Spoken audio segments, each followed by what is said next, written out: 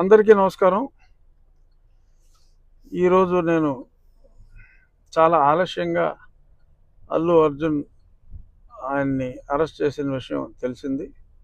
నేను నియోజకవర్గంలో వివిధ కార్యక్రమాల్లో ఉన్నందువల్ల నాకు ఆ విషయం తెలియలేదు. అది చూసిన తర్వాత అరెస్ట్ చాలా బాధ అనిపించింది. ఇంతకంటే అన్యాయం ఇంకొకటి ఉండదు. ఎందుకంటే అతను నటుడు, అతను సినిమా నిర్మాత కాదు. తన యూనిట్ అక్కడ షో వేస్తున్నాం, బెనిఫిట్ షో అంటే ఈ ప్రభుత్వం ఇచ్చిన బెనిఫిట్ షో, తెలంగాణ ప్రభుత్వం ఇచ్చిన బెనిఫిట్ షో. ఆ బెనిఫిట్ షోకి తన నిర్మాతలు తనని ఆహ్వానిస్తే అల్లు అర్జున్ని, అతను అక్కడికి వెళ్ళినప్పుడు సూపర్ స్టార్గా ప్రస్తుతం అల్లు అర్జున్ గత పుష్ప 1 తర్వాత పాన్ ఇండియా స్టార్ ప్రభాస్ లాగా అతను కూడా పాన్ ఇండియా సూపర్ స్టార్ అయ్యాడు. దానికి తగ్గట్టే ఫ్యాన్ బేస్ ఉంటుంది. మరి అటువంటి ఫ్యాన్ బేస్ ఉన్న వ్యక్తి అక్కడికి వెళ్తున్నప్పుడు యాక్సిడెంట్ ఈజ్ అన్ యాక్సిడెంట్. అది అందుకే యాక్సిడెంట్ అంటారు దాన్ని.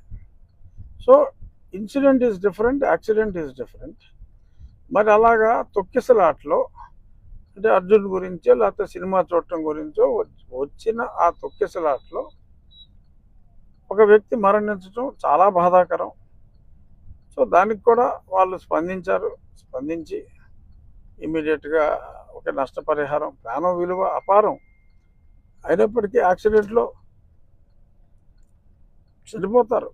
యాక్సిడెంట్లో అది బాధాకరం అయినప్పటికీ కూడా దానికి ఒక వ్యక్తిని యాక్సిడెంట్కి బాధ్యుణ్ణి చేయటం, సంబంధం లేని వ్యక్తిని. ఎందుకంటే ఒక హీరో అతన్ని పిలిచినప్పుడు ఆ హీరో ఏదైనా నీకు పోలీస్ అప్రూవల్ ఉందా, పోలీసు వాళ్ళు పర్మిషన్ ఇచ్చారా? ప్రభుత్వం పర్మిషన్ ఇచ్చిన షో అది. 1000 రూపాయలు కలెక్ట్ చేసుకోండి, షో వేసుకోండి అని చెప్పి ప్రభుత్వం ఇచ్చిన వెసులుబాటు. సో ఈ పర్మిషన్ కూడా ఉంటుంది అని అర్జునే కాదు ఎవరైనా అనుకుంటారు అక్కడికి వెళ్ళేటప్పుడు. సో మరి దానికి ఈ రకంగా మరి ఇప్పుడు ఆ జరిగిన సంఘటనకి అర్జున్నే బాధ్యుణ్ణి చేయటం, అర్జున్ని అరెస్ట్ చేసి మరి వాళ్ళ శుక్రవారం నాడు మరి అదే మోడస్ ఆపరాండే గతంలో నా మీద జగన్మోహన్ రెడ్డి అవలంబించి ఎక్కువగా జగన్మోహన్ రెడ్డి అవలంబించిన మోడల్ అది. మరి యాదృచ్ఛిక